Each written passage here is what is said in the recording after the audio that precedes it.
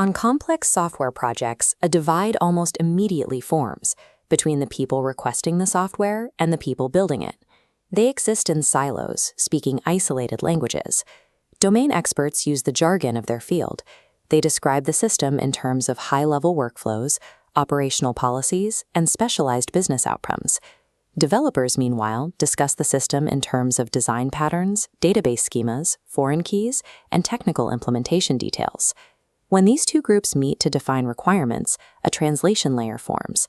Developers translate business needs into technical abstractions, and domain experts try to translate technical constraints back into business reality.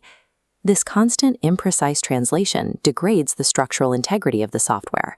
Concepts get muddled, definitions blur, and the resulting architecture drifts away from the actual needs of the business. The indirectness of this communication conceals deep schisms in understanding. Different team members end up using the same terms to mean different things, often unaware that they disagree on the core business model. That hidden ambiguity gets hard-coded into the system. The software becomes unreliable because the code itself is trying to execute contradictory rules and misaligned concepts. By the time these discrepancies are discovered, usually when the code fails in production, the team is forced into destructive, expensive refactoring late in the development cycle. To build software that can handle high domain complexity, this translation layer must be completely eliminated. The solution involves using the domain model as the backbone for a single shared vocabulary that the entire project team speaks natively. This is often misunderstood by technical leads as a mandate to build a corporate glossary on a wiki or to standardize an enterprise-wide data dictionary. It is neither of those things. This shared vocabulary is known in domain-driven design as the ubiquitous language. It is a rigorous execution constraint imposed directly on the codebase and the people writing it. The exact terms used in daily conversation must be identical to the terms in the conceptual diagrams, the unit tests, and the class and method names in the source code. If the source code cannot be read aloud in the exact language of the business, the architecture is disconnected from reality. To see how this impacts structural design, we can examine a real-world logistics problem, building an application to route international cargo. This is a domain defined by massive physical infrastructure, where thousands of steel containers must be loaded, unloaded, and tracked across multiple transit legs. Coordinating that movement means routing cargo across a global network in constant flux, adjusting for delays, customs, and changing customer demands. Let's look at what happens when a team tries to model this system using a fractured language. In a typical requirements meeting, the developer approaches the problem procedurally. They talk about inserting records into a cargo bookings table, updating rows, and mapping vessel IDs.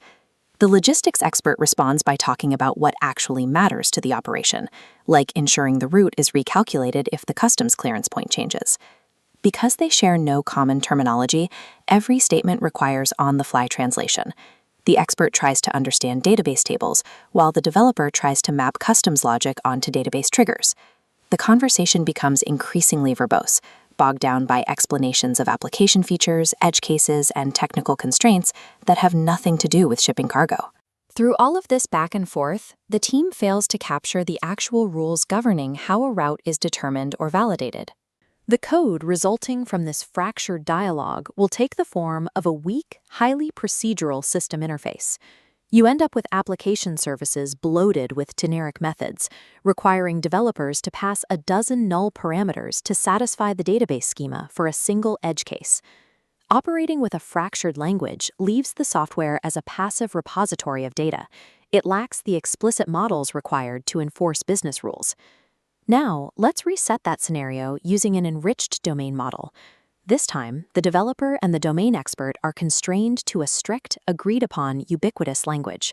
We can visualize the core logistics domain by mapping the relationships between three explicit entities: a route specification, a routing service, and an itinerary. In this model, the expert can state a precise business rule. An itinerary satisfies a route specification.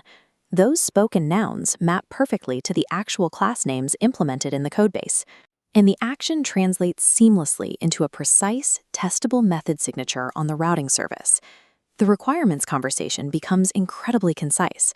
Both parties know exactly what the system needs to do, without relying on database terms or moments of translation. This enables a critical engineering practice known as modeling out loud. The team tests the proposed architecture, not by writing code, but by speaking through complex scenarios using only the established terms of the model. This creates a tight linguistic feedback loop. If an expression feels awkward or hard to say out loud, the software model itself is flawed.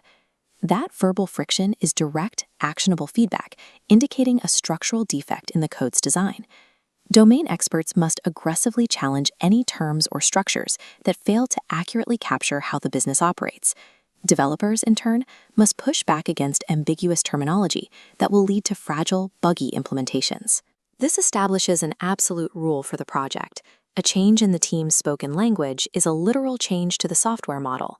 When the vocabulary shifts, developers must immediately step back and execute a corresponding refactor of the codebase to keep it aligned. Spoken language acts as a compiler for the domain logic. If the logic fails to compile in conversation, it will certainly fail when executed in production. A ubiquitous language is valid only within a specifically defined operational boundary, called a bounded context. This diagram divides a large system into explicit bounded contexts. An order in customer management has a completely different model than in the printing context. The structural intersections between these contexts dictate exactly where one vocabulary ends and another begins. Within a specific context, the ubiquitous language forces absolute alignment between the operational reality of the business and the execution of the code. This means the language synchronizes across every project artifact.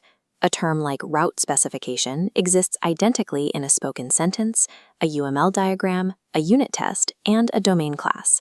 When the business reality evolves, that single term updates instantly across all 4 locations. Naming variables and classes is a structural act. These identifiers serve as the primary mechanism for maintaining system integrity within the model. If a crucial piece of business vocabulary is absent from the codebase, it indicates a missing concept in the architecture. For technical leaders, the directive is clear: stop translating on behalf of the business. Force the creation of a shared vocabulary that integrates deep business concepts, core operations, and explicit logic into a single, unified model. This shared language must be enforced relentlessly in every line of code to remove the translation tax from the development cycle.